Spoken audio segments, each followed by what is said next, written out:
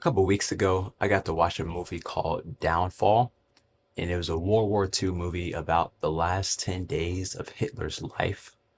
He is one of those people that have done a lot of damage to the world and to humanity. But what I noticed while I was watching that movie was that he was a human being. Like I was just reminded that this man was a human being. He ate, he had a dog, he had a significant other, he had fears, he had concerns, he was happy, he laughed. These are some of the things I tend to forget when I think about someone that has done the things that he has done. I think about all the cruel things, but I also forget about his humanity. And I'm saying all this to say this: as followers of Jesus, we're commanded to love our enemies. And there's something that happens to us when we're able to open our hearts to our enemies that is key to our spiritual formation, to our transformation.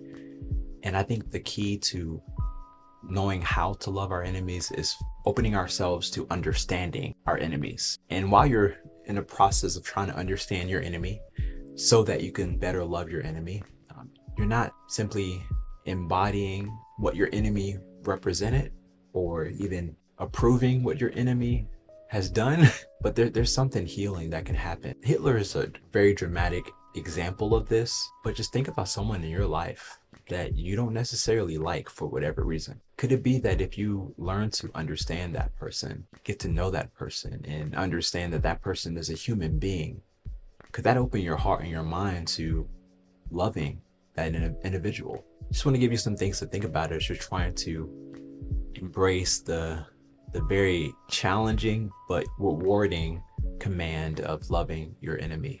It doesn't have to be a dramatic scale like Hitler, but it can be as close as your neighbor, as close as your coworker, as close as a family member. What can you learn by opening your hearts to them? What can you learn by getting to know the humanity of your enemy? I know this is a foreign topic for many. We don't like to talk about loving our enemies, but there's a lot that can come from that practice. So I want to challenge you today to notice the people in your life that you don't necessarily like or that you consider to be an enemy. Take some time to recognize their humanity, to get to know them possibly, so that you can open your heart to being compassionate and loving towards someone that doesn't necessarily deserve it.